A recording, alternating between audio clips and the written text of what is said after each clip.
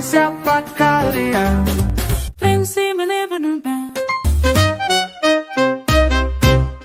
Tapi lebih mereka ke sendiri yang menentukan. Jadi independen ada di situ. Mereka menjadi Oke. independent learner. Terus mereka mengikuti kemauan mereka. Aku mau belajar di mana. Kalau misalnya kadang-kadang nih ada anak yang suka puzzle, dia bisa fokus konsentrasi banget ngerjain puzzle selama 1 jam nggak apa-apa. Bahkan dulu ada Pak ya, sempet aku dengar katanya ada sampai orang tua itu ikut Field trip. tanpa ngasih tahu anaknya Oh, sebenarnya, tapi kasih tahu gurunya, Mm-mm. mereka itu ikut pergi ke tempat yang sama untuk cuman ngawasin. Dan at the end bahwa orang tuanya bilang, oh iya kok aman kok, Aman. ya Gini, fan-fan aja kok anak gue ternyata. gak nyariin gue ternyata. Iya, Iya, betul. emang iya. Karena kita bukan siapa-siapa, bebas jadi siapa saja. Terserah orang mau menilai, yang penting jangan saling bertikai. Bahagia sama-sama, kenapa bahagia sama-sama. Oke, selamat sore BSS Friend. Kita bertemu lagi di BSS Podcast on the Spot yang lokasinya di Studio Frameworks BSD. Nah, sore ini kita mau membahas sekolah anak pertama tuh sebenarnya membentuk pribadi anak atau pola pikir anak karena banyak banget pertanyaan ibu-ibu di luar sana untuk menentukan sekolah pertama bagi anak di saat usia early ya. Sekolah pertama anak adalah di rumah dengan cinta kasih keluarga. Selanjutnya kita masukkan ke early year, ada preschool lah, PAUD, toddler gitu ya. Nah itu yang sebenarnya kadang-kadang ibu-ibu juga, udah yang dekat rumah aja deh gitu, yang kayak gitu. Nah sebenarnya itu beneran bagus nggak sih pilihan kayak gitu atau sebenarnya itu membentuk pola pikir anak kita. Dan sekarang BSS sudah menghadirkan 2 narasumber. Pak Vicky, Selamat sore. Pak Richard, selamat sore. Terima Selamat kasih sore. udah datang. Sama-sama. Ini 2 guru dari sekolah Montessori. Iya. Oke, Montessori itu pasti ibu-ibu juga banyak yang tahu lah. Dari zaman anakku masih kecil-kecil tuh kita udah tahu ada Montessori. Seperti itu. Nah, masing-masing sekolah tuh mempunyai metode belajar yang berbeda. Kalau Montessori itu kan sekolah internasional ya. Iya. Ya, sekolah internasional itu banyak di Indonesia, tapi pertama kali yang aku tahu itu Montessori. Seperti itu. Mungkin bisa cerita sedikit Bapak mengenai perjalanan menjadi guru Montessori, lalu mengajar di bidang apa, boleh dijelaskan? Kalau saya mulai tahun 2018 ya. Dimulai dengan menjadi guru agama Katolik dulu. Oke. Terus kemudian ditawarkan untuk ada di dalam kelas. Terus saya lihat situasi di dalam kelas, wah metode apaan nih? Terus kan kemudian saya jadinya belajar melihat sesuatu yang tidak pernah terlihat sebelumnya. Makanya terus kemudian dari 2019 belajar sampai sekarang ada di dalam menjadi guru kelas di Montessori. Menjadi guru, Ya. benar-benar awalnya di Montessori. Benar-benar awalnya Montessori. Jadi guru. Wow, oke. Oke, terus untuk Bapak? Ya kalau saya sendiri sebenarnya saya mulai itu dengan melakukan kegiatan kreativitas. Jadi lebih waktu itu mengajar untuk after school activity. Oh, ESE Jadi kalau ya, sekarang dibilangnya ya. asal, terus Ini apa zaman kita tuh apa ekstrakurikuler. ekstrakurikuler ya waktu itu Iya. saya mengajar tari dan Oke. juga seni rupa. Seni waktu itu. rupa, Nah, oke. seni rupa, Berarti Bapak gambar. berarti Bapak jago nih ya gambarnya ya. Ya terima kasih. Nah terus waktu itu sekolah pertama adalah bukan Montessori tapi kebetulan waktu itu IB. Jadi di oke. PYP dan MYP Ya. waktu itu. Terus sempat waktu itu sebenarnya apakah benar saya harus mengajari guru, sempat ada vakum selama 1 tahun, pernah keluar dari jalur pendidikan jadi manajer di satu company ada di daerah Kemang. Oke. Setelah itu saya harus tawarkan produk saya ke sekolah Montessori yang di Ragunan. Nah waktu itu mereka cari guru untuk after school activity waktu itu untuk bidang tari dan juga seni rupa. Berarti, gini, berarti Pak Richard basic-nya awalnya malah dari sekolah Katolik gitu ya? Iya, betul. Kalau misalnya Pak Vicky dari IB School gitu ya Iya, basic-nya Betul, ya? betul. Akhirnya sekarang di sekolah Montessori, Montessori. betul. Oke, sebenarnya apa sih, sekolah Montessori itu, bisa dijelaskan sesederhana mungkin? Kalau yang saya pelajari, ini yang, saya lihat waktu pertama kali tahun 2018 itu. Mhm. Jadi anak pagi-pagi, kalau kita sekolah biasa kan udah duduk nih, menghadap ke Baris, papan heeh. tulis, ya kan, gurunya dateng, udah dijelasin, Heeh. buka buku halaman sekian-sekian. Oke. Yang saya lihat waktu itu, anak-anak kecil, anak kelas 1, mereka ngambil buku jurnalnya sendiri, mereka tulis plan-nya, mereka mau ngerjain apa hari itu. Oh gitu? Jadi mereka planning tuh. Hmm. Jadi saya sempat shock kok bisa anak kelas 1 planning. Mau mengerjakan apa hari itu? Iya, jadi mereka planning, mereka mau ngapain ini, dan mereka tahu mau ngambil di mana, mau ambil kerjaannya kayak Oh, gimana. oke. Dan mereka sebenarnya ngerjakan semuanya sendiri. Kalau udah hampir setelah beberapa bulan, mereka udah tahu harus ngapain. Jadi sebenarnya Montessori itu kalau mau disederhanain, pelajaran yang fokusnya ke anak. Jadi Fokusnya ke anak, oke. jadi mereka belajar itu dari dirinya sendiri. Jadi fokusnya bukan mereka melihat gurunya yang Dituntut ajar untuk di sesuai dengan depan, ya. ya. Tapi Tapi lebih mereka ke sendiri yang menentukan. Jadi independen ada di situ. Mereka menjadi Oke. independent learner. Terus mereka mengikuti kemauan mereka, aku mau belajar di mana. Kalau misalnya kadang-kadang nih ada anak yang suka puzzle, dia bisa fokus konsentrasi banget ngerjain puzzle selama 1 jam nggak apa-apa. It's okay. It's okay. Tidak ada tuntutan lain Tidak ada gitu ya kalau tuntutan. kurikulum ini. Baru nanti menjadi salah kalau misalnya kita memaksa, anaknya lagi fokus nih, kita datang, "Ayo, aku tarik, aku mau ini, sekarang harus pelajaran ini." Nah, itu nggak boleh. Jadi kita Montessori itu percaya bahwa ketika anak itu sedang bekerja dan dia sedang fokus, disitulah dia sebenarnya eksplorasi dirinya tuh justru ada di situ dan Iya. belajar yang sesungguhnya itu sebenarnya ketika dia fokus itu. Makanya kita menjaga supaya, di dalam kelas tuh, anak-anak tahu mereka mau ngapain gitu. Jadi kurang lebih seperti itulah Oh, oke. dinamikanya. Nah, tapi misalnya nih kayak gitu ya. Iya, Nah, kalau seharian begitu aja nggak apa-apa, Pak? nggak apa-apa.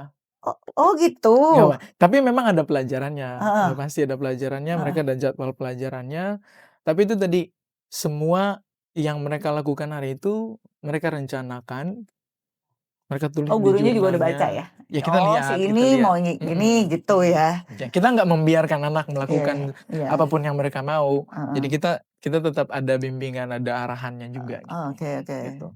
Yang penting tidak memaksa anak untuk mengikuti, Iya. hari itu. Kan kalau kita mengikuti, oke jam segini mulai belajar Iya, ini ya, betul. terus nanti kita switch lagi nih, jam Iya, segini belajarnya ini gitu. iya. Kayak kita dulu sekolah kayak, apalagi nih Iya, gitu betul, kan, karena terlalu betul. banyak pilihan gitu Betul. kan. Oke, terus, berarti apa nih perbedaan utama Montessori? Sebenarnya aku lebih tertarik dengan perbedaan Montessori dengan sekolah internasional yang lain, karena head to head-nya dengan sekolah internasional sih. Iya. Cambridge, IB ya? IB Oke, ya. iya. Itu perbedaannya apa tuh? Kalau yang paling mencolok Hmm. nih, kelasnya berbeda. Cara anak ditempatkan, pendekatan kita ya, pendekatan untuk melihat anaknya itu, jadi kalau di Montessori, kalau di sekolah biasa kan kayak Cambridge, IB, itu satu grade level itu satu kelas. Ya misalnya kelas 1 ya di dalam satu ruangan kelas, ya kan, kelas 2. Iya. Kalau di Montessori, kelas 1, kelas 2, kelas 3 ada di dalam satu ruangan kelas Oh, yang jadi sama. nyampur? Campur. Gitu. Oh, gitu? Iya. Jadi, Terus membedakannya bagaimana itu, Pak? jadi tujuannya dulu nih, tujuan Mhm. kenapa dibentuk di dalam satu ruangan kelas, sederhananya begini, kita di dalam masyarakat, Mhm. di lingkungan yang di luar, kita tidak pernah menemukan kita selalu bekerja dan berelasi dengan orang yang selevel, seusia kan. Oke. Oke, Jadi, oke. itu kita membawa Very situasi good. Ya. sosial yang dari luar, Ya. kita bawa nih ke dalam Mm-mm. kelas. Mm-mm. Anak melatih ketika dia masih kelas 1, mereka melatih untuk melihat kakak-kakaknya di Berkomunikasi tengah, dengan yang lebih iya. tua atau yang lebih muda Iya, gitu sehingga kan. kepercayaan dirinya mereka itu justru Oh, bertumbuh di great. dalam Iya. lingkungan di mana dia bisa berkomunikasi dengan kakak lebih Iya. tua. Nanti ketika dia udah jadi kakak, dia Heeh. bisa mengayomi yang adik-adiknya Aduh, itu gitu. bagus banget sih. Betul. Bagus banget. Mm-mm. Karena emang anak pertamaku, tadi kan aku diceritain ya, Mm-mm. anak pertamaku tuh di preschoolnya di Montessori. Betul. Emang itu bagus banget gitu, main pasir, dia ngolesin roti gitu ya, nggak akademik dulu. Iya. Terus dia sama sih di kelasin emang nggak ada ininya, nggak ada kelas berapa seperti itu. Iya. Oke. Lalu filosofi terpenting dari Montessori. Kalau filosofinya ada beberapa yang penting sih. Jadi yang pertama, kita menghargai anak proses belajarnya. Jadi kita melihat anak itu belajar ketika dia siap. Jadi kita nggak melihat bahwa kalau anaknya udah umur 5, udah harus bisa begini nih. Itu kan yang sekarang, Iya. Tuntutan. itu yang sekarang terjadi. Iya, udah harus bisa begini. Untuk Kasihan. umur 6, umur 7 udah harus bisa begini. Sehingga Iya. kalau nggak bisa di push itu. Iya, lagi dengan waktu latihan segala mau macam. masuk, ada keponakan mau masuk SD persyaratannya harus bisa nali sepatu dalam waktu berapa detik, Iya. harus bisa gini. Kasihan banget, sementara anak gue nomor 2 kayaknya belum bisa itu masuk SD, nggak bisa kayak anak gue. Itu Jadi tuh. kita mengikuti perkembangan apa namanya, kesiapan anak. Itu yang pertama. Yang kedua, memang kita punya kurikulum, cuma memang kita mengikuti anak itu udah ready atau enggak. Jadi di dalam satu, katakanlah di kelas, kalau misalnya di kelas saya kelas 4, 5, 6, ada salah satu kelas 5 yang dia bagus banget di math. Kita bantu, kita dukung, kita kasih pelajaran yang kalau dia bisa, kita kasih pelajaran kelas 6. Kalau dia bisa tuh. Bahkan bisa kasih pelajaran kelas 7. Untuk satu bidang yang emang Untuk dia suka satu banget bidang ya. yang dia bagus banget Iya. gitu loh. Jadi kita mengikuti anak ini mampu di situ, ya kita challenge dia. Itu bagus Nah, banget sih. sedangkan anak yang misalnya di kelas 5 itu dia masih struggle di math, ya udah kita adjust. Kita biasanya ada yang individual lessons-nya, ada yang grup kecil. Jadi lebih dynamic, benar-benar paling kita mengikuti perkembangan anak. Jadi kita nggak mau maksa dia untuk mengikuti apa yang kita udah rencanain. Kita punya kurikulum, of course. Cuma ketika berhadapan dengan anak, kita melihat nih anak ini ready atau enggak. Jadi setiap hari itu kita tulis observasi. Kalau di kelas Pak Vicky juga Ya, di kelas art begitu. juga sama sebenarnya. Kebetulan saya ngajar art. Iya, Kalau di lebih art art ya Pak. jadi sebenarnya kalau di art itu jadi gini. Jadi kemampuan anak kan nggak semua sama. Jadi kalau misalnya mereka melukis dengan watercolor, brushing, stroking itu mereka kan nggak sama. Jadi ada part di mana saya suka konsultasi dengan Pak Richard, kebetulan kita ini kelasnya atas bawah. Jadi ada tugas yang emang ada beberapa anak yang itu istilahnya waktu deadline mereka tuh nggak bisa selesaikan sebenarnya. Itu is a common thing, it's a common thing sih happen. Terus akhirnya saya sebagai guru tetap ada konsekuensi tetap. Tapi kita masih kasih kesempatan anak itu untuk berusaha. Jadi kita nggak pakai deadline. Oh ya, kamu nggak bisa, udah nggak ada, nggak bisa. Jadi kita harus kasih kesempatan anak untuk, oke, kamu mampunya gimana? Kebetulan ada salah satu murid yang dia nggak bisa, dan dia punya inisiatif untuk minta tolong kakak kelasnya kelas 6 untuk bikin tulis research. Saya mungkin nggak sebut nama tapi di situ ya. Jadi dia langsung menyelesaikan hari itu juga, langsung di print, di laminating, langsung dengan bangga dia ke atas ke ruangan saya dan bilang, I'm done, but I'm asking my help from my kakak kelas. Dan ya, jadi itu. Tapi emang ada konsekuensi dalam artian, Pak Vicky nggak bisa tunda-tunda. Ya cuman sampai ini batasannya. Iya, tetap ada deadline gitu kan. Jadi sebenarnya kalau di Montessori, jadi kita punya ada beberapa materi harus dipelajari dalam satu semester. Tapi kita yang nggak diterlek harus selesai semua, enggak. Kita ikutin, ya emang kalau misalnya kelas ini sampai misalnya ini cuma harusnya 4 minggu, tapi harus molor di 5 minggu, it's okay. Masih ada waktu 1 minggu. Iya, nggak apa-apa. Jadi kita menyesuaikan. Nah, ini kan, Pak Vicky art dan dance ya. Ya, Sebenarnya dari early school si Montessori yang lebih diutamakan art dan dance itu atau akademik? Yang lebih diutamakan nih gitu untuk anak-anak? kita mulai dari mana nih? Dari umur berapa? Dari early school. Early kalau aku pribadi Mhm. sih ngeliat kalau dari early aku ajar itu dance kan sebenarnya. Oke. Semua Jadi anak kecil kayaknya suka deh. iya dance. Jadi Nggak pernah sulit lah ya, ya. jadi Heeh. sebenarnya melihat anak itu menggunakan istilahnya gerak badannya untuk Dengerin musik ya berarti ya? berekspresi, Heeh heeh. mendengarkan musik dengan tempo mungkin bisa pelan, cepat, Heeh. atau mungkin mereka mengikuti gerakan tangan, menggerakkan tangan, itu aja sih sebenarnya itu sih.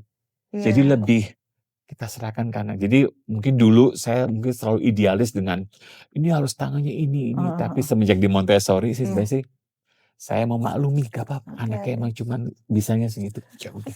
Harusnya ke Nggak kiri, apa. anaknya mukanya muter Ada yang gitu ya. gitu, ada Betul ada. betul. Apa, tapi Iya, buat ekspresi aku mereka ya. sebenarnya lebih Betul. natural kelihatannya Iya, jadi anak benar lebih benar natural. benar. Iya, sangat tertarik sih kalau misalnya dunia anak-anak itu bagaimana kita harus, berhadapan dengan mereka dalam dunia pendidikan itu kan, penting gitu Iya, kalau menurut aku sih penting gitu Iya, kan. betul. Nah, terus menurut Bapak nih ya, mhm. apa sih yang sering disalahpahami orang tua tentang kemampuan anak? Satu yang paling besar menurut saya, anak tuh sebenarnya bisa independen, Anak tuh sebenarnya bisa ya independen. bisa. Tapi kadang-kadang sama orang tua nggak suka nggak percaya sama Cuma anak. cuma hal yang anak bisa kerjakan, orang tuh udah ngerjain duluan. Ditolong Pertama gitu ya. pertama ya, Iya. pengalaman pribadi ya, Iya. kasihan gitu Iya ya, di waktu iya. masih kecil. Iya. Pas udah agak gede ya, kayaknya dia lama nih ngerjainnya, gini aja Heeh, deh gitu ya. betul. Oke. Misalnya hal-hal kecil misalnya. Kalau kita di preschool ini Montessori, mereka kerjain hal misalnya nih, nyiapin meja makan. Oke. Mereka nyiapin meja makan, terus bersihin meja makan, dan mereka nyiapin dengan kainnya itu. Terus piringnya ditaruh ditata sebelum makan, duduk segala macam. Jadi gurunya cuma lihat aja. Jadi mereka ngerjain itu semua independently. Memang diajar, Apa dikasih dulu tahu gitu ya? gimana caranya ngangkat meja bagaimana. Tapi setelah itu semuanya dikerjain sendiri. Jadi sebenarnya tuh anak kadang-kadang yang menghambat pertumbuhan anak itu orang tua. Iya, betul. Jadi kayak, oke, mama aja yang ambil, mama aja yang Biar bapak cepet aja lagi yang Pak, bawa kadang-kadang. gitu. Biar cepet, lama banget sih gitu kan Hal kadang. kecil nih, hal kecil.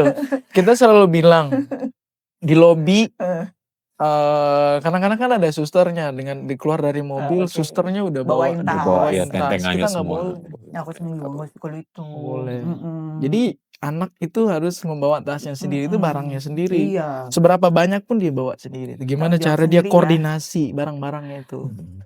Tapi kalau anak cowok ada susah kayaknya Pak. Ada aja yang ketinggalan Ada kalau aja. gitu ya. Iya. Cuma memang kan tinggal dikasih konsekuensi kan, bahwa misalnya kalau misalnya botolnya ketinggalan minum ya nggak ada botol lagi. Iya. Itu Jadi dia. konsekuensi itu didapatkan dari tindakannya sendiri. Jadi botolnya ketinggalan ya besok nggak ada air minum. Sampai habis botol di rumah. Iya. Jadi memang nggak bakalan ada botol lagi misalnya gitu. Nah, itu tuh- Kasihan udah pasti, tapi itu konsekuensi tuh. dari nggak ada Iya. nggak bertanggung jawab gitu, misalnya begitu. Hal-hal kecil juga di dalam kelas misalnya. Tapi memang kita punya agreementnya misalnya kalau kan anak-anak siapin snack sendiri ya. Mereka nyiapin snack sendiri, mereka oles roti Itu segala anakku macam. ya Iya, mereka dulu. oles segala macam. Berantakan nggak apa-apa gitu ya. Iya, nggak apa-apa. Heeh. Maksudnya kan, tapi kan nanti ada jamnya mereka bersih-bersih Iya, gitu. oke. Terus biasanya konsekuensinya ketika tempatnya berantakan dan mereka lupa untuk membersihkannya, kita ngomong dari awal nih. Ini kalau nggak bersih berarti keesokan harinya tidak boleh snack. Oke. Jadi mereka udah tahu nih, kita udah cek, ini berantakan dan tidak ada yang membersihkan ini. Setelah konsekuensinya mereka udah tahu. Jadi memang Di setiap awal semester itu kita duduk dengan anak-anak, kita bikin aturan Ya, sama-sama. Dan mereka class mau gitu ya, agreement nyimak gitu. gitu ya. Ditulis tuh Class nanti, agreement ditulis, gitu. ditempel. Ada tanda tangan mereka. Gila, lucu banget sih. Jadi mereka yang memilih, mereka yang memutuskan, Heeh. dan mereka juga harus yang ya udah konsekuensinya apa sesuai Diajak dengan berunding. Iya. Iya. Harus dibiasakan Iya. berunding. Dan biasanya ada polisi tuh. Komunikasi 2 arah dong berarti ya Iya, sebenarnya. biasanya ada polisi tuh di dalam kelas. Polisi kecil. Oh iya? Iya. Pak, dia tadi gini kan Itu agreementnya masalah gini. ada. Iya, misalnya gitu. Iya, iya. Agreementnya lucu. kemarin you said yesterday bla bla bla bla. Iya, iya. Biasa cewek ya rata-rata ya? Enggak, kalau di Oh iya, kelas cowok saya juga. cewek juga ada, cerewet tuh. Anakku yang cewek soalnya gitu. Oh iya, pasti ada. Oke, terus bagaimana Montessori ini kan tadi kan tempo anak beda-beda ya, Betul. karakternya beda-beda. Supaya itu tetap berjalan sesuai dengan waktu yang kan nggak mau sekolah emang sampai jam segini nih. Itu ngatasinnya gimana tuh? Komunikasi ke anaknya supaya dia bisa lebih cepat atau dia bisa lebih ke sini supaya bisa barengan sama teman-temannya gitu selesainya. Itu seperti apa tuh? Anak kecil kan susah tuh komunikasi kayak gitu. Kalau di aku sebenarnya gini, jadi kadang-kadang kalau mereka tuh kan to be honest aja di jam aku kan mereka punya keterbatasan karena untuk mengerjakan art mereka cuma punya waktu 40 menit. Itu kayak ngelukis gitu ya Pak ya? Iya, macam-macam Bu, dari melukis, dari gambar, sketching semua ada. Nah, Oke. terus jadi kita kadang-kadang istilahnya bikin dealing agreement juga. Jadi misalnya gini, kalau kamu nggak selesai hari ini, bisa nggak minta izin sama guru kelas kamu? When you have your Montessori time atau free times, kamu bisa nggak mengerjakan tugas itu? Tapi tetap harus bilang dengan gurunya. Oke. Biasanya sih gurunya akan kasih waktu sebenarnya gitu. Diskusi Kita lagi nih ya. diskusi lagi mereka akan mengerjakan itu. Sebenarnya itu karena emang untuk yang kelas kecil saya nggak pernah kasih homework sebenarnya. Iya sih. Mengerjakan di sekolah langsung ya Pak ya? Oke. Terus nggak ada lah ya yang namanya, udah bayanganku ya, nggak ada lah ya, yang ini duluan nih hebat, udah selesai duluan nomor 1 kayaknya udah nggak ini ya sekarang Kita ya. berusaha untuk tidak Tidak seperti memuji itu, anak gitu ya. secara khusus. Dulu kan kita begitu Pak. Iya. Oh si ini pinter gitu. Iya. Kita jadi kayak, gitu kan. Iya. Oke. Lalu, oke, contoh aktivitas simple Montessori yang bisa dilakukan di rumah Pak, boleh dijelasin nih buat ibu-ibu di rumah? Sebenarnya tergantung ininya ya, tergantung levelnya. Jadi kembali lagi tadi yang soal anak-anak sebenarnya bisa independen ngerjain itu. Oke. Libatkan mereka di kerjaan yang misalnya Pekerjaan rumah nih Pak pekerjaan maksudnya? rumah libatin Nah aja. itu dia tuh kalau udah Jadi sampai rumah. jadi memang misalnya tugas untuk nyiapin meja makan adalah misalnya si anak cowok misalnya. Ya udah memang dia udah tahu itu tugasnya dia. Kita percayakan ke dia tugasnya. Terus nanti misalnya ada saat-saat tertentu dia tidak melakukan, kita diskusi. Bahwa pentingnya kalau kamu tidak menyiapkan meja makan, kita rencana makannya jam 7, kamu tidak siapnya sebelum jam 7, semuanya bakalan mundur gitu loh. Jadi kamu tidak tanggung jawab dengan tugas kamu, ya semuanya jadi mundur ke belakang. Jadi ada cukup banyak sih yang bisa di-involve di Itu benar-benar cuci piring sendiri sesimpel itu itu. patokan Montessori ya Iya. sebenarnya. Jadi hal-hal yang mereka bisa lakukan sendiri tanpa kita yang melakukannya untuk mereka. Cuci piring sendiri, ngurus bajunya sendiri, ngelipat baju segala macam, sesimpel Ya itu. sesimpel itu, masukin Sesimpel itu. baju bekas pakai ke keranjang kotor gitu ya. Itu kan susah banget. Menurut aku ada satu anak yang susah banget gitu, tiba-tiba di lantai gitu. Kita mesti track dulu gitu, yang kayak gitu. Nah, terus untuk melatih itu tuh Pak, yang baik. Misalnya si anak udah kasih tahu nih, ngejalanin. Kita ngasih taunya diulang dengan nada yang sama atau dengan sedikit lebih tinggi atau dengan atau ada punishment atau bagaimana tuh Pak biasanya tuh ya? Yang ideal untuk Montessori. Kalau sebenarnya kita selalu mengedepankan diskusi dengan anak-anak. Itu ya, dari tadi aku dengarnya diskusi terus sih. Itu orang tua yang sangat sabar loh Pak. Udah pasti Udah butuh kesabaran di Nggak, situ. mungkin untuk anak-anak zaman sekarang emang harus seperti itu sih, Jadi kan sepertinya. jatuhnya argumen, Pak, Iya, emang jadi yang aku alamin tuh. ya, tapi kan Mhm. sebenarnya ada baiknya juga bahwa anak bisa mengungkapkan apa yang mereka Iya, mau. betul. Yang aku bilang tadi, critical thinking-nya mereka Mhm. terbentuk kan sebenarnya. Emang Iya. buat Agak kita lama jadi sih kayak, waktunya. gitu kan, Iya, kayak, gitu kan. tektok, Heeh, gitu gitu. terus tuh. Tapi sebenarnya waktu mereka berani bilang bahwa, "Aku capek, Ma, aku capek, Pa." Itu kan misalnya kayak tadi yang dia harus menyiapkan itu, terus ada satu momen di mana dia nggak mau nyiapin. Iya Nah, dan mungkin baiknya kita bisa diskusi dengan, "Kamu kenapa?" Ya nggak mhm. dia, "Aku capek." "Ya capek karena Iya, capek apa? apa? Terus kalau misalnya kamu capek, apa yang bisa kita perbuat untuk bantu kamu?" Sebenarnya kan ada Sebenarnya yang itu ya. ada diskusi yang istilahnya untuk ini, untuk bantu anak itu untuk iya sebenarnya. Karena kan orang tua tuh cenderung menjawab gini, contoh nih, banyak, "Capek? Capek apa dari tadi main game?" Gitu ya, seperti itu. Iya. "Capek apa? Tadi kamu dari tadi leha-leha." Hmm. Itu kan kayak kita nggak tahu gitu sebenarnya Hmm. capeknya dia capek apa Iya. gitu Hmm. kan. Dan kita nggak tahu kan apa yang terjadi di luar Iya, sebenarnya rumah udah kita. lewat Iya, gitu. dan kita nggak tahu sebenarnya Iya, itu. iya. Jadi ya mungkin dengan Montessori itu kan ngebuka anak untuk bisa mengeluarkan apa yang mereka mau rasakan sebenarnya itu. Yang mungkin Oke. kita orang mungkin nggak ada yang tahu mungkin di luar ada apa. Mhm. Mungkin di sekolah mungkin aku capek, aku soalnya gini kan bisa cerita nanti sebenarnya itu sih. Mungkin Dipancing. atau mungkin Pak Richard. Iya, iya. Ya. Ya, jadi udah pasti perlu diskusi, Mhm. tapi memang ada saat-saat di mana hampir top down bisa. Jadi kalau misalnya Montessori itu memang kalau misalnya kita memang udah harus seperti ini, memang udah harus seperti ini. Tidak ada hitam putih. Oke. Tidak ada abu-abu, hitam Oke. putih. Misalnya mama udah bilang kayak gini, Firm, ya memang heeh. udah nggak ada lagi. Jadi mereka belajar tuh. Jadi, oh mama udah bilang begini, jadi kitanya mesti konsisten juga gitu. Jadi Itu kalau kita dia. bilang Konsisten susah.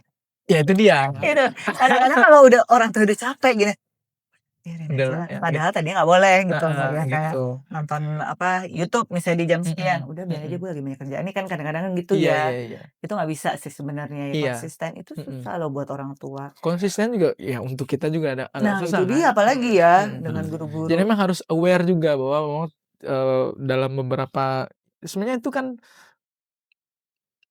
pertumbuhan kita sendiri sebagai setiap orang juga kan. Mhm. Jadi sebenarnya Montessori itu kalau orang mungkin melihat itu sebagai sistem pendidikan nih untuk anak-anak, Mhm. tapi sebenarnya itu ya Mhm. deep down itu Mhm. adalah lifestyle, way of life juga Betul. untuk kita Mhm. siapapun Mhm. di age manapun, Mhm. ya kan? Mhm. Saya tidak bisa bilang saya udah Montessori sekali nih. Mhm. Jadi saatnya saya ngajarin orang. Mhm. Mhm. Saya pun belajar dari Iya cara betul, Montessori gitu. betul. Jadi trial and error anak-anak bisa belajar dari mistakes yang dia buat along the way. Begitupun dengan orang tuanya ya. Begitupun orang tuanya, gitu. Wow, sebenarnya, ini nih sesuai banget sih dengan aku ya, gitu. Aku pengen membentuk anakku tuh dari kecil memang bener, emang dia harus belajar dulu dalam kehidupan itu dia harus nyuci piring, dia harus Mhm. nyiapin meja, dia harus, taking care sama bajunya Iya, gitu iya. kan. Itu yang penting sih sebenarnya, Pak, kalau Mhm. menurut saya Mhm, ya, mhm. dibanding dia, bisa menghitung duluan dibanding Betul. teman-temannya gitu. Dan Mhm. aku ngerasain anakku yang cewek itu dewasanya lebih dulu. It Mhm. means mature, dia Mhm. dia tanggung jawab gitu. Mhm. Tapi kalau yang cowok, Mhm. kita tuh udah sampai gini, "Sampai kapan ya dia begini?" Gitu, sampai kayak gitu kan. Begitu ganti tahun, Mhm. berubah. Berarti kan memang itu tadi ngikutin dengan perkembangan Pada anaknya, masanya, karena Iya, beda-beda ya, beda-beda. pada Pak. fasenya. Iya, Iya ya, kita fasenya nggak bisa sendiri, nggak samain. bisa. Misalnya gini, kita ngomong Mhm. hal yang sama, kita mungkin merasa, "Udah capek nih ngomong." Ada aja saatnya nanti dia akan belajar sendiri dan dia sadar sendiri, berubah. Dan perubahan itu bisa jadi konsisten banget Mhm. Iya. dibandingkan maksudnya perubahan itu bisa lebih konsisten kalau dia datang dari dirinya dia. Setuju. Iya, jadi nggak dalam Beda dia. tekanan, Enggak. maksudnya gitu ya, nggak dalam, "Oh, ini ada emak gue nih, gue harus begini." Nggak gitu juga gitu, Enggak. emang harus Makanya tadi memang sadar gitu. diskusi dan memberi dia, ruang untuk ngobrol segala macam, ngasih alasan kenapa segala macam, itu, sangat baik buat dia untuk bisa Ya untuk bisa me-manage juga Mhm. emosi-emosinya segala Waktunya. macam, waktunya segala Itu susah macam. banget tuh buat anakku Mhm. yang cowok tuh. Mhm. Susah banget. Sampai, aku tuh kadang berpikir gini, ini anak katanya kuliahnya mau jauh dari rumah gitu ya. Mhm. Nah ini anak gimana ya, baju kotor aja nggak dimasukin gitu kan, tempat tidur juga nggak diberesin. Tapi pada akhirnya aku gini aja sih patokannya, nanti kalau dia sendiri juga akhirnya dia ngerasain yang penting kita selalu ngajarin gitu, kalau aku sih gitu. Betul, Iya nyangkut lah, setidaknya betul. nyangkut tuh. Aku punya cerita nih. Heeh. Kita kan, setiap tahun Heeh. kelas 4, 5, 6 kelas saya, kita pergi keluar kota, field trip, seminggu Iya. tuh, Oh seminggu lumayan ya? seminggu. Heeh. Jadi 4 malam 5 hari ya. Mhm. Pergi Senin pulang Jumat. Itu mama udah khawatir tuh. Iya. Kelas 4 kan. Iya. Wah Anak gimana gua ini? bangunnya gimana Iya. nih gitu ya? Gimana dia bangun? Heeh. Di rumah selalu dibangunin. Iya. Gimana dia nganter pakaian semuanya hampir semuanya celana kecilnya pun kita Iya. atur. Di rumah nih. Iya. Tau nggak yang Ini pasti terjadi barang hilang nih nanti gitu kan? ketika field trip?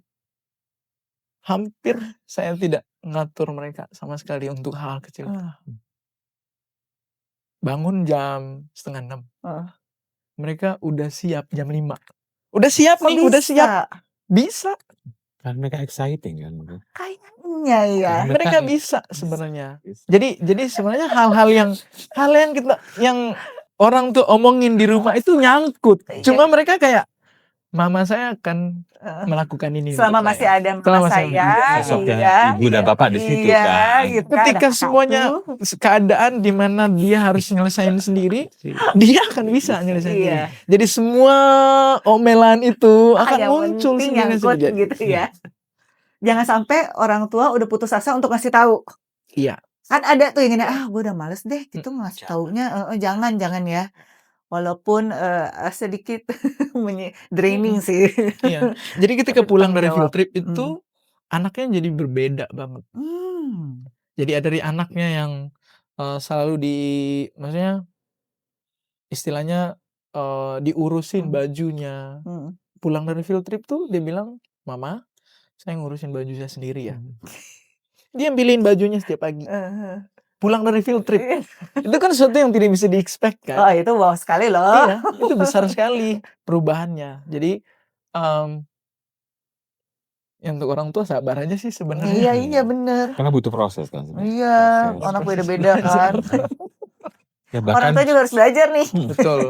bahkan dulu ada Pak ya yang sempat aku dengar katanya ada sampai orang tua itu ikut tanpa ngasih tahu anaknya sebenarnya, tapi kasih tahu gurunya, mereka itu ikut pergi ke tempat yang sama untuk cuman ngawasin. Dan at the end bahwa orang tuanya bilang, "Oh iya kok aman kok." Gini, Ya fan aja kok anak gue ternyata. gak nyariin gue ternyata. Iya, betul. emang iya. Itu terjadi sih. Iya. Kok dia nyariin kita ya gitu. Aku bilang kan mereka exciting kan pergi sama temen-temennya Oke, dalam waktu yang iya. ini terus Tempat yang ada berbeda gurunya ya. juga beda sebenarnya. Oke, wow, sangat menarik nih. Nah, sebenarnya Montessori itu tadi aku udah bilang itu udah lama aku tahu, ya kan. Tantangan terbesar Montessori di Indonesia nih apa nih Pak? Kurang lebih secara umum ya, kita ngomong secara fakta aja. Orang tua secara umum Asia lah, Indonesia termasuk, melihat akademik itu adalah salah satu yang paling penting untuk keberhasilan, kesuksesan. Ya kan, sehingga melihat sekolah itu keberhasilannya terletak di hasil ujiannya A. Nilai. Angka. Itu penting ya. Tapi ketika anaknya itu tidak melihat pelajaran itu, tidak melihat ilmu itu sebagai sesuatu yang muncul dari dirinya sendiri atau mencintai belajar itu dari dalam dirinya sendiri, more or less meaningless juga jadinya. Iya. Itu tantangan yang terbesar. Kenapa orang selalu melihat kayak tadi muncul pertanyaan, you said it. Terus mereka kalau seharian gitu aja emang nggak apa-apa Pak? Ya kan di awal tadi kan, nggak apa-apa. Karena kita melihatnya dari sisi anak ini eksplorasi ilmu itu dengan caranya sendiri, cara unik. Jadi itu tantangan yang terbesar sebenarnya. Kalau orang tua masih melihat akademik sebagai satu-satunya jalan untuk melihat anak saya berhasil secara di dalam pendidikan. Itu Iya. walaupun itu salah satu yang penting ya. Cuma memang it's not the only one thing. Mhm. Mhm. Karena ketika kita udah di dunia kerja, bahkan orang yang udah misalnya IPK-nya mungkin 4,0 Mhm. masuk ke tempat kerja baru, yang dia perlu tunjukkan adalah kemauannya untuk belajar. Betul. Dan itu mesti ada dari dalam dirinya sendiri. Bisa jadi memang ilmu-ilmu yang dipelajarin di kampus tuh nggak benar-benar terlihat dalam dunia kerja. Yang dilihat adalah kemauannya dia untuk kemampuan komunikasi, Itu penting Ya, banget, interaksi juga gitu. teamwork, Iya. manage dirinya Itu sendiri, penting banget loh. tahu gimana problem solving gitu. Karena ilmu itu sebenarnya bisa dipelajari dari mana aja. Sekarang apalagi sekarang, ya kan? Google semuanya. Tapi mengenal diri sendiri, menjadi independen, percaya diri sendiri, tahu limit saya, tahu kemauan saya di wilayah mana, itu yang sebenarnya paling penting. Ya itu ya, di usia Betul. saya ini banyak Iya. banget loh apa nanya gitu Mhm. sama teman-teman. Lo sebenarnya udah kenal belum sih sama diri lo sendiri? Enggak. Mhm. Lo sebenarnya udah tahu belum sih sebenarnya lo sukanya apa gitu? Mhm. Enggak lagi gitu. Jadi akhirnya kita tuh mengejar workshop-workshop yang mengenal diri, yang seperti Betul. itu gitu loh. Betul. Itu tanda tanya besar juga buat aku, kok usia kita ini kayak gini semua ya? Berarti kan dari early year there's something wrong with pendidikan yang ada di zaman itu. Mhm. Ya zaman dulu kita TKA dan TKB, Iya. nggak ada preschool, Mhm. nggak ada. Sekarang kan yang pemerintah punya PAUD ya, Iya. ya itu kan lebih ke situ juga Mhm. kan. Nah kita tuh nggak ada kayak gitu. Tuntutan guru semua, tuntutan guru Semua semua. dari guru. Iya, Iya. iya benar, menulis halus. Mhm. Menulis halus tuh sampai anakku tulisannya jelek semua. Kenapa ya? Abis nggak ada pelajaran menulis halus sih? Gitu. Nah itu balik lagi tuh Pak. Menulis halus itu tuh aku juga pengen nanya menulis halus itu penting nggak sih Pak sebenarnya? Menulis Di halus sekolah tuh internasional nggak ada. menulis halus itu sebenarnya ini aja, hasil dari itu kan fine motor skills kan. Ya, yang ada Ja garis-garisnya itu iya, bukunya. iya. Jadi sebelum menulis itu anak-anak ya mereka belajar untuk cutting, mereka belajar jadi Ya. kita punya set Montessori yang kita nyebutnya tuh jadi geometric shapes itu, ada metal. Jadi mereka belajar untuk scribble di situ, mereka bikin pattern, Dengan tapi jarinya itu ya. ada hand coordination-nya di situ. Jadi mereka cutting, following the line. Terus nanti ketika fine motor skills-nya terbentuk, menulis itu jadi lebih gampang kemudian selanjutnya. Jadi kalau kita memaksa anak langsung menulis tanpa membiasakan dia untuk melakukan pekerjaan tangan, susah. Iya, makanya kan anakku yang cowok sampai waktu di SD itu pakai itu, yang itu segitiga itu dimasukin pensilnya. Iya, karena motoriknya nggak. Hand grip Iya. apa itu. Karena Iya. ya itu aku bilang dari playgroup udah beli buku Betul. akademik, nggak Iya. melatih motorik. Iya. Anaknya gimana ini? Karena motorik penting Iya, banget. bener banget. Nah, ini segmen berikutnya ini kita ingin mendapat refleksi dari para bapak guru untuk dengan jawaban masing-masing nih ya, yang pastinya bisa menjadi inspirasi yang baik bagi BSS Friend. Pertama, apa pelajaran terbesar yang Bapak dapat justru dari anak-anak? Itu. Oke. Justru saya sekarang belajar untuk memahami anak lebih mendalam sih sebenarnya sih. Jadi sekarang saya melihat anak itu ya sebenarnya seorang anak. Jadi bukan gini nih, ya kamu harus ini, harus itu, harus ini, enggak. Tapi kita harus mendengarkan apa sih yang anak mau sebenarnya itu sih. Lebih mendengar anak berarti Iya. ya? Jadi Oke. lebih ngedengar kesulitannya apa, Heeh, maunya apa, heeh. bisanya apa yang bisa dibantu. kamu bisa nggak mungkin bisa ngajarin saya Pak Vicky sebagai guru misalnya ada. Jadi ada beberapa hal yang saya pelajarin bahwa dengan anak zaman sekarang yang saya lihat itu Mm. kita bisa kok saling belajar satu sama lain, saling bisa ya. Sebenarnya itu sih. Karena justru seperti saya sekarang Canva. Saya Iya. belajar itu dari anak. Anak bukan dari Serius? iya, My God. Canva. Apa tuh Jadi sesuatu yang baru buat kita ya, gitu dan kan? mereka memperkenalkan dan mereka, Pak Vicky, masa nggak bisa easy peasy lemon squeezy? Teknologi. Iya, saya juga ada sharing kan. Heeh. Zamannya Pak Vicky bukan ini, tapi itu apa namanya PowerPoint. Iya. PowerPoint. Dan itu sebatas Oh, itu aja ya. it's not cool, Pak. No decoration, no the blah blah something lainnya.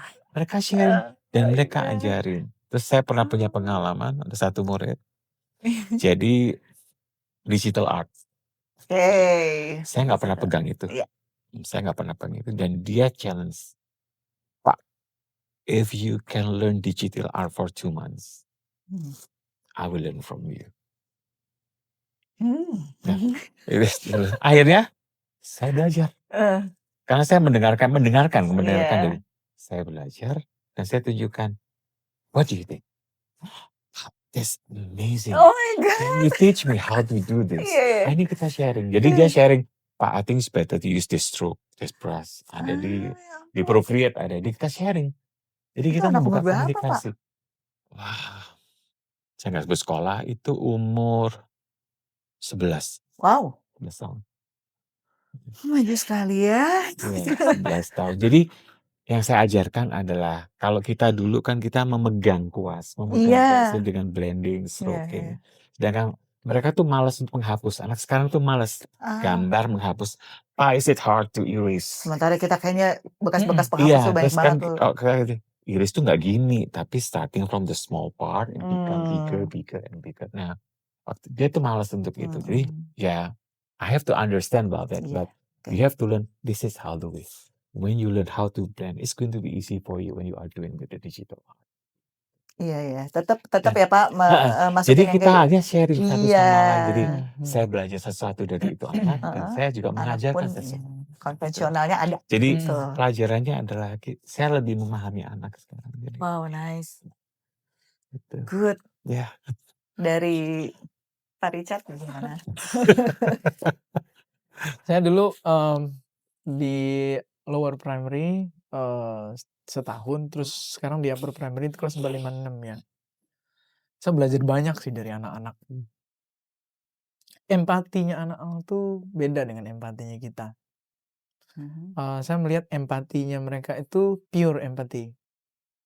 Jadi kadang-kadang kita melihat, saya belajar gimana mereka cara beradaptasi dengan teman yang berbeda di usia yang sebegitu kecil ya.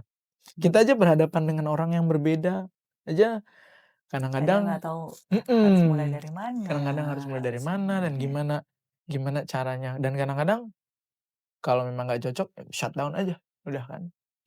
Anak-anak tuh ternyata lebih empatinya tuh jauh lebih tinggi dan lebih pure. Oke. Saya belajar kalau kita kan kita sekolah inklusi ya. Jadi ada anak yang memang special needs, the learning differences we call it. Dan kita involve mereka memang di dalam kelas walaupun ada learning support teacher-nya atau Di shadow Montessori teacher. deh.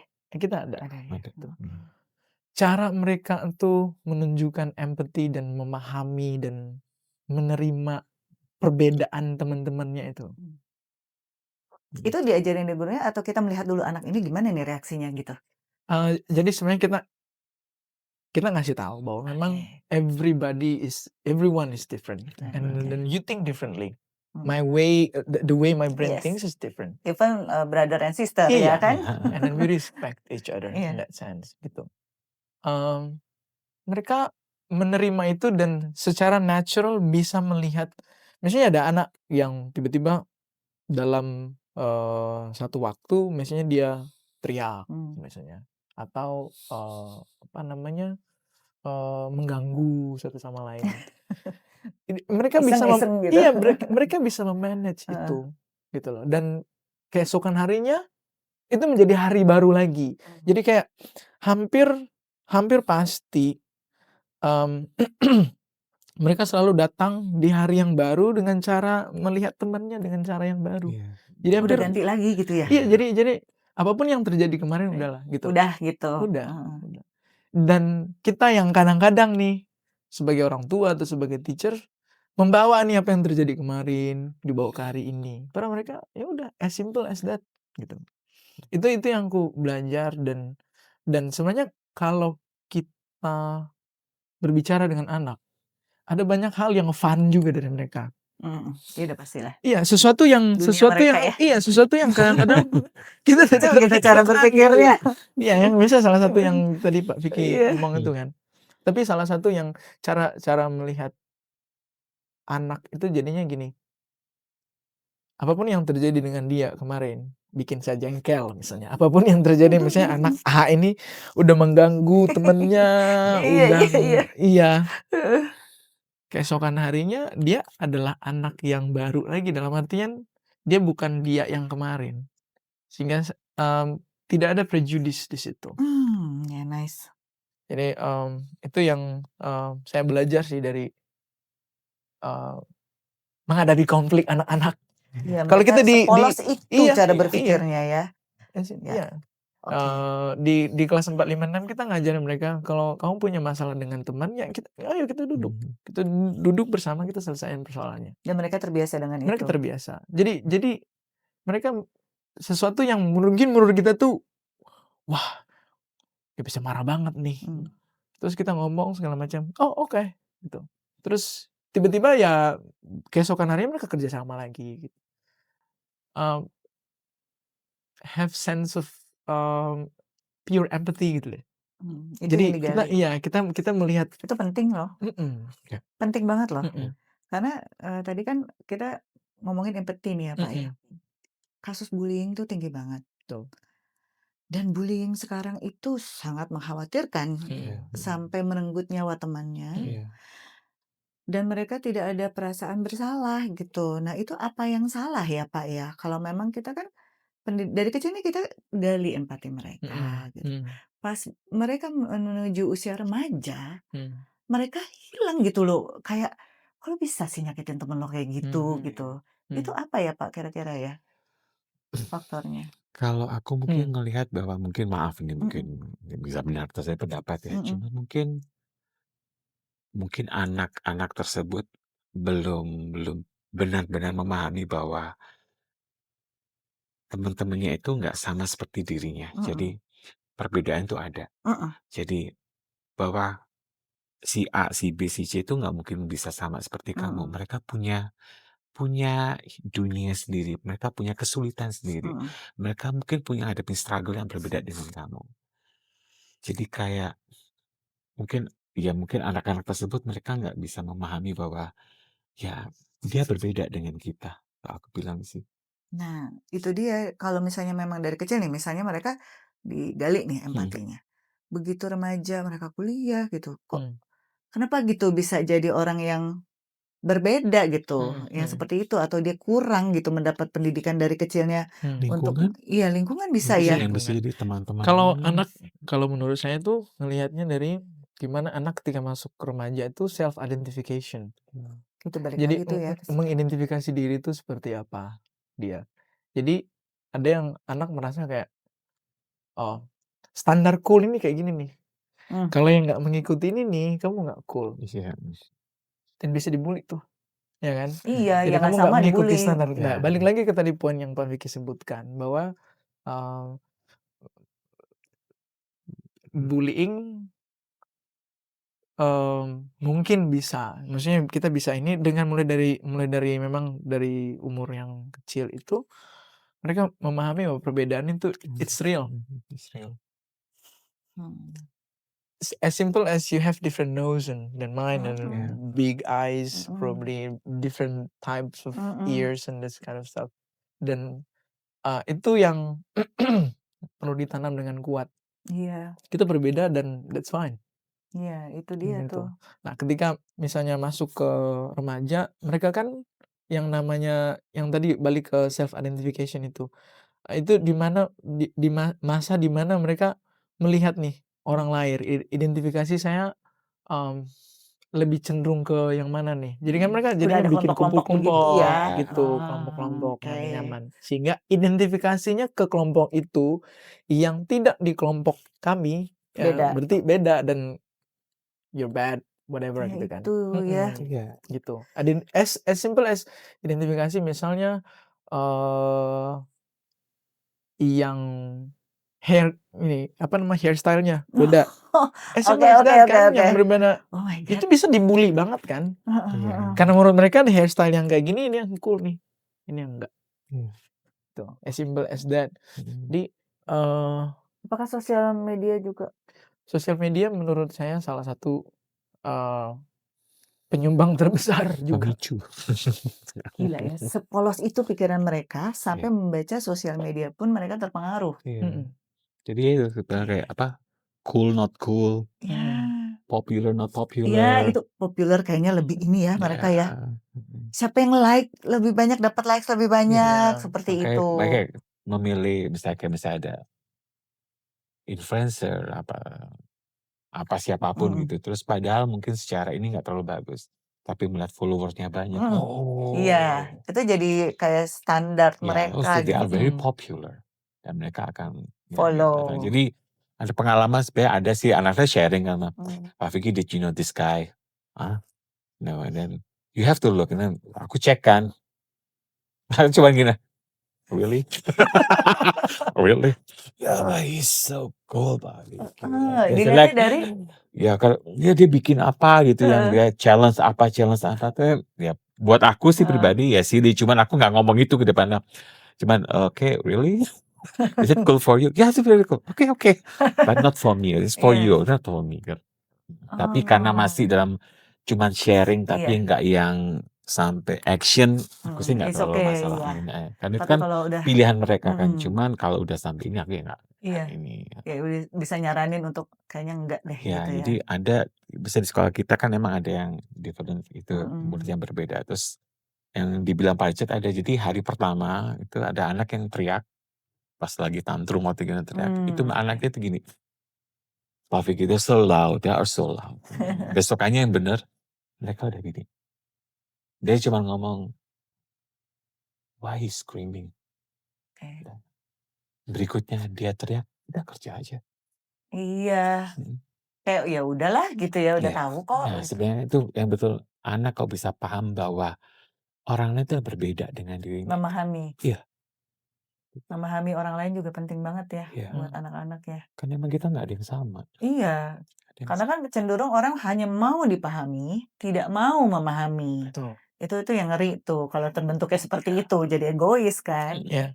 Iya, seperti itu. Nah, kedua nih kalau bisa mengubah satu hal di sistem pendidikan kita. It's a big question. Aduh, Pak, beneran deh. Yang sekarang tuh kita ribut TKA itu gitu kan. Kemarin udah dijelasin sih sama beberapa orang tua murid, nah kan.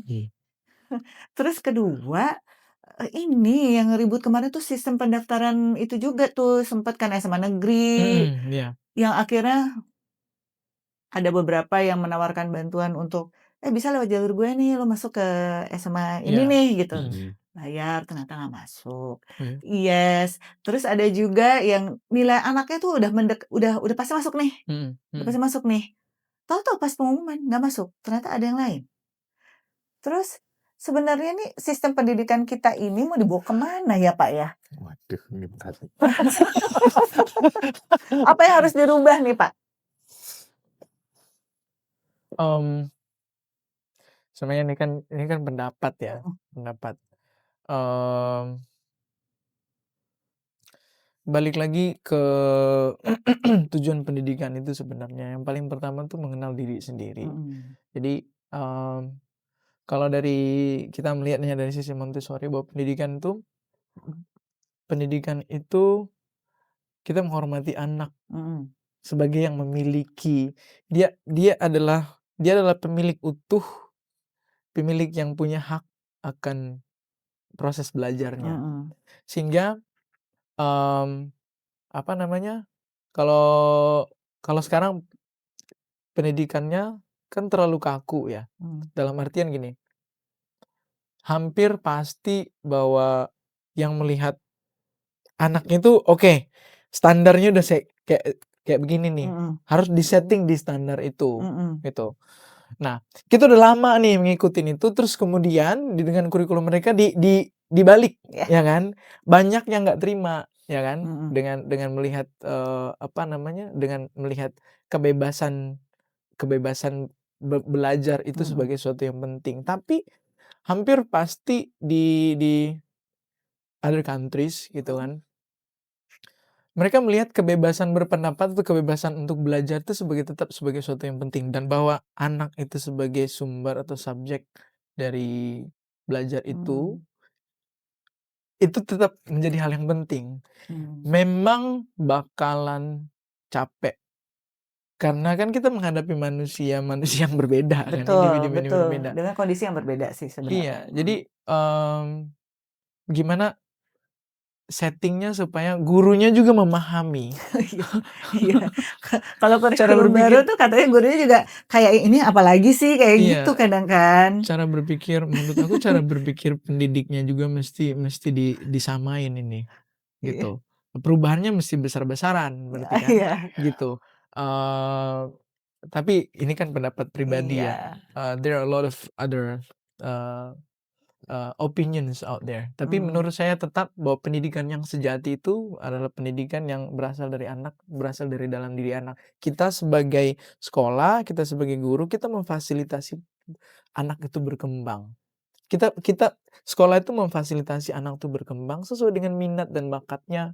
Mhm. Karena untuk selanjutnya ya dia yang menentukan sendiri. Mhm. Jadi Kalau sistemnya di negara lain kan mereka udah lebih mengerucut pembelajarannya. Kita kalau di SMP itu udah bener-bener limitnya cuma 2, betul, 3, ya ya, kan? mhm. Jadi dari Nggak yang situ terlalu banyak-banyak spesialis, lagi iya, gitu Iya. nggak kan. banyak, nggak perlu, Ya gitu. itulah yang harus mungkin lebih baik untuk perhatikan ya Mhm. untuk Terus pilihan. kalau aku pribadi sih Heeh. bilang sebenarnya itu nggak ada sekolah favorit atau sebenarnya itu. Jadi Ya. semua sekolah itu sama. Iya. Jadi mungkin harapannya pemerintah bisa memberikan mungkin fasilitas yang sama buat semua sekolah untuk Betul, berkembang dengan betul. baik. Jadi tidak ada ceritanya, "Oh, aku harus masuk ke sekolah ini nih." Iya, Makanya iya. sampai ada kasus hal berbayar ternyata nggak bisa masuk Iya. atau sebenarnya apa ya, dengan nilai itu akan Mhm. masuk ke sebenarnya Mhm. nggak ada, "Ini yang pertama kalau nggak masuk ke sini, kalau nggak ke sini." Iya. Sebenarnya kalau aku Itu sendiri gila nggak banget sih. setuju. Iya. Semua sekolah itu adalah sama sebagai tempat pendidikan di mana semua orang itu berhak untuk masuk ke sana. Tanpa dengan ada nilai tertinggi, nilai terendah. Iya, ya, Ya, ya zaman ya timbang ya kata zaman itu dulu kan kan gitu ya ini tuh. cuma pendapat pribadi Iya. lagi sebenarnya. Jadi sebenarnya kalau aku bilang sih, ya pemerintah bisa memberikan fasilitas yang sama Iya. buat perkembangan masing-masing Bener. sekolah, juga dengan pendidiknya juga sama. Betul, Jadi betul. orang akan menganggap bahwa semua tuh, "Oh, sekolah itu sama kok Mhm. tempat belajar Nggak yang harus yang di A gitu nggak ya. usah belajar Heeh. yang baik dan nyaman buat anak saya." Gitu aja sih sebenarnya Itu, sih, dulu kan ya. zaman dulu itu pokoknya, "Hah, Iya. lo SMA-nya? Iya, kita SMA yang ngalami ini?" Gitu. sekolah makanya popular "Pinter nih kayaknya or nih," not gitu. popular gitu, popular and not popular Iya, again. dia Ya kayaknya seperti itu dia sih. SMA-nya aku pun gitu sama suami gitu bahas gitu, "Dia dulu SMA-nya di mana?" Gitu, atau enggak, "Dia di mana?" Gitu. "SMA ini." "Oh, pinter ya berarti." Itu udah stigma loh. Iya stigma, Udah heeh. stigma yang enggak juga sih Enggak sebenarnya. juga Mhm, sebenarnya. Iya.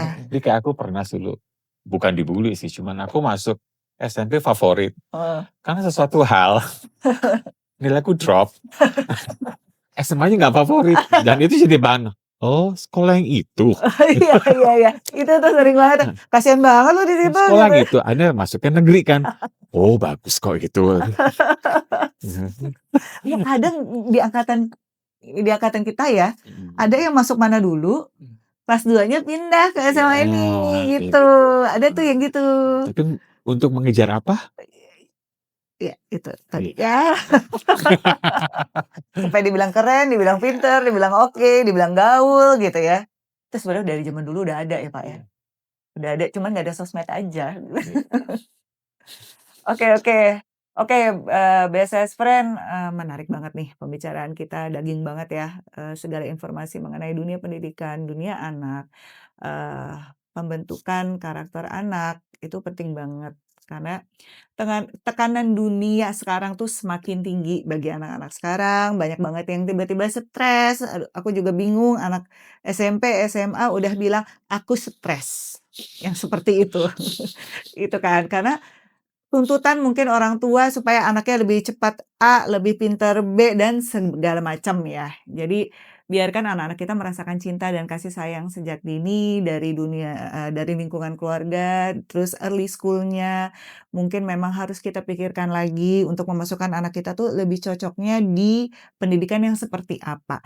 Jangan hanya karena, "Oh, gue situ aja deh, karena dekat dari rumah," gitu ya, kadang-kadang kayak gitu. Hah, gitu ya, orang tua suka gitu. Sementara anaknya nggak cocok gitu loh di kurikulum seperti itu. Jadi, kita lebih bijak lagi dalam menentukan sekolah untuk anak-anak. Terima kasih Pak udah mau hadir Sama-sama. ke podcast. Iya. Dan Terima terima kasih juga, kasih Pak. BSS Friend yang udah nonton kita sampai habis. Jangan lupa follow, akun sosial media, subscribe YouTube kita. Sampai ketemu lagi. Bye. Bye. Emang siapa kalian?